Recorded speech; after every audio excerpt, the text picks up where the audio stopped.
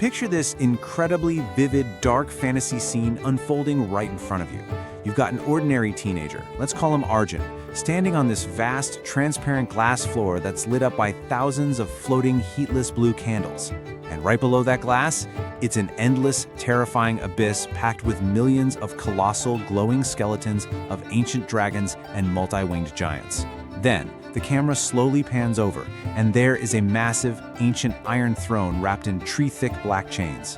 Sitting there is Player Zero, this legendary figure with silver hair sweeping the floor, wearing rusted armor, anchored to the seat by glowing crimson chains piercing right through him. He opens his eyes, one glowing gold, the other a deep blood crimson. Suddenly, a violent red alarm flashes.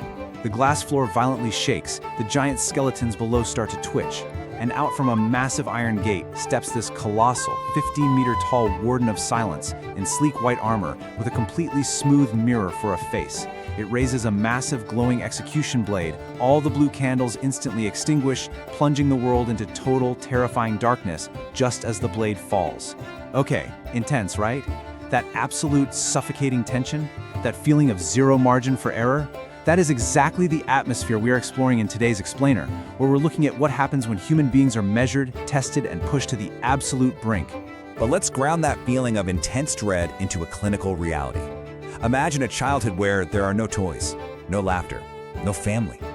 Just white walls, a white floor, a white ceiling, a desk, a chair, and the relentless, echoing tick of a clock. In the world of the anime classroom of the elite, this place is known as the White Room. It's an environment literally stripped of all warmth, designed for one thing and one thing only: fierce competition and brutal, unforgiving performance metrics. So, the stated goal of this terrifying facility is pretty straightforward, but honestly, it's incredibly dark. They want to create the world's most perfect human being. But looking at this, it forces us to step back and ask a fundamental question. Is this extreme fictional concept actually possible? Like, if you could theoretically engineer a perfect human this way, what would be the ultimate cost to their humanity? Part 1. The Ultimate Experiment. Okay, let's dive into this. To really wrap our heads around why this concept is so fascinating, we first have to clearly define the parameters here. In the anime universe, the White Room operates as this highly controlled, totally inescapable training system. Every single second of a child's day is rigidly scheduled. Their performance is constantly measured against literally impossible standards. And, most crucially, there is absolutely zero tolerance for failure. Every single mistake is treated as an unforgivable flaw. Now, while this makes for incredible storytelling and obviously a fantastic origin for a character like Ayanokoji, we really have to ask how this whole setup actually stacks up against real science. Part 2. The reality of development. And this brilliantly illustrates what happens when we leave the realm of anime and enter the real world. We find a massive, massive gap between fiction and reality. On one side, you have the sterile, isolated White Room method, where mistakes are strictly forbidden. But on the other side, you have actual psychology.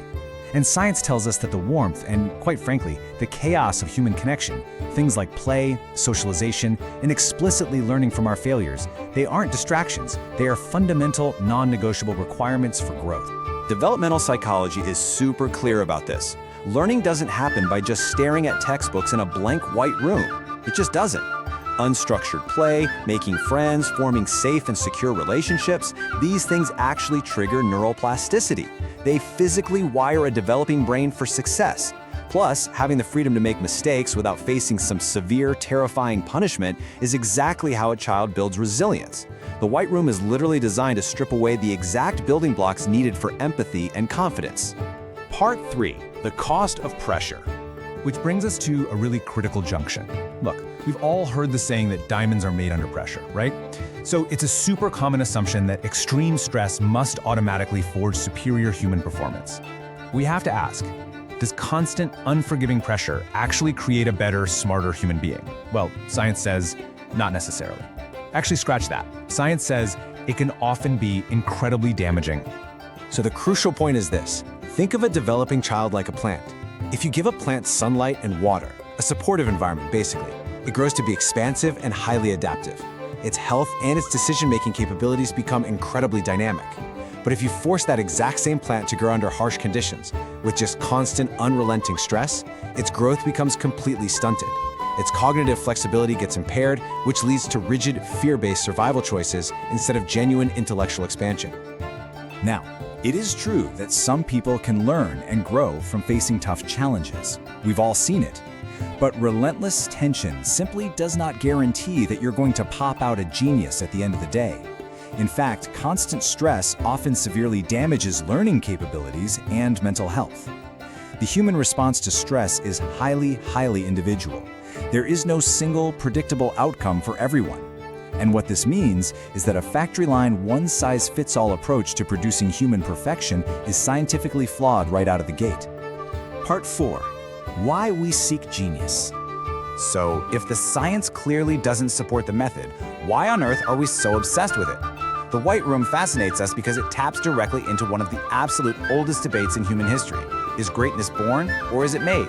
It's the classic nature versus nurture argument, and it's a question that continues to drive massive amounts of scientific research and captivates fans to this day.